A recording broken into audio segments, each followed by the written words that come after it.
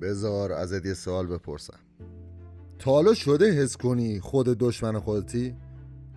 نه جدی میگم. اون روزایی که میدونستی باید کاری انجام بدی ولی بهونه آوردی.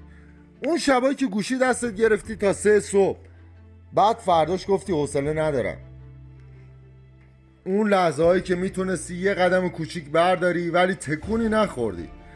همین لحظه ها، همین خیانت های کوچیک، همونا آینده تو نابود میکنن. اکثر مردم فکر میکنن دشمنشون جامعه است، پوله، خانواده است. ولی راستشو بخوای 90% شکست ها از خودته، از ذهنی که باید قوی ترین یارت باشه ولی شده خنجرت. ذهن آدم 2 حالت داره، یا میشه بزرگترین دشمنش یا میشه متحدش. فکر کن بهش. بذار یه مثال برات بزنم. توی مسابقه بوکس قهرمان قبل از اینکه بره توی رینگ 100 بار خودش رو توی ذهنش میبینه که کمربند قهرمانی رو بالا میبره. همین باعث میشه تو لحظه مبارزه اعتماد به نفسش نشکنه. ولی اگه ذهنش علیه خودش کار کنه چی؟ میگه شاید ببازم، شاید حریفم قوی تر باشه، شاید شکست بخورم. اینا همش خیانت ذهنه، اینا فقط شایده.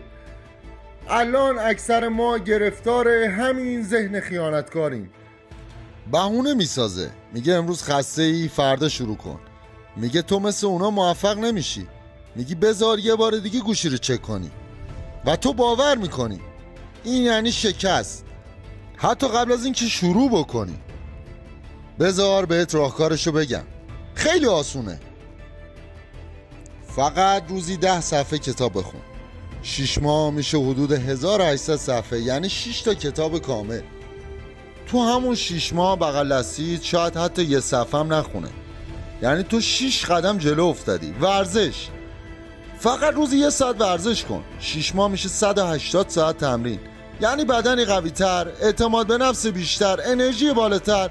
و جالبه که بدونی 90% آدما حتی یه هفته هم نمیتونن اینو ادامه بدن. مهارت، روزی 1 ساعت، فقط روزی 1 ساعت روی مهارتت کار کن. 6 ماه میشه 180 ساعت یادگیری واقعی. این یعنی بعد از 6 ماه میتونی اولین درآمدتو از همون مهارت بگیری. زبان طراحی، فروش، برنامه نویسی، بیزنس، ترید، هر چی که باشه، هر چیزی که دوست داری. فکر کن همین 3 تا کار ساده تو رو بعد از 6 ماه میکنه به یه آدم کاملا متفاوت. تو داری آینده رو مهندسی میکنی، بقیه فقط دارن میگذرونن. تصور کن اینو. علی و رضا. علی هر روز فقط 10 صفحه کتاب میخونه، 1 ساعت ورزش میکنه، 1 ساعت روی مهارتش کار میکنه. رضا هر روز گوشی دستش و گیم میزنه و تو اینستاگرام الکی میچرخه. 6 ماه بعد علی 6 تا کتاب خونده، بدنش قوی تر شده، یه مهارت جدید یاد گرفته، اولین پولشو گرفته. رضا همون آدم قبلیه، همون شکم، همون مغز خالی، همون جیب خالی. حالا اینجا سوال پیش میاد، تو کدوم یکی میخوای باشی؟ ببین دنیا پر از آدماییه که حاضرن به خاطر منافع خودشون با یه کلیک نابودت کنن. پس تو حق نداری دشمن اصلی خودت باشی.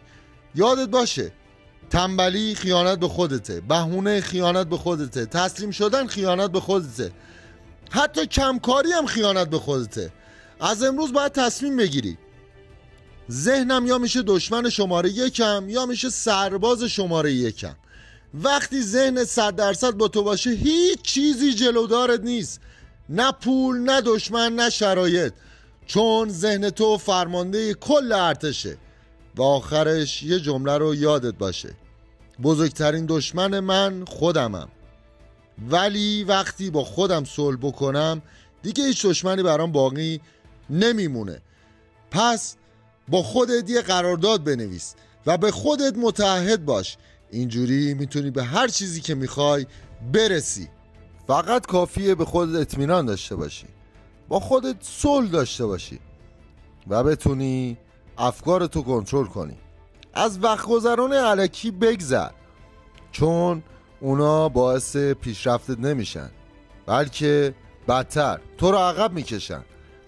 و یادت باشه خوب همیشه دشمن عالیه. سعی کن همیشه عالی باشی.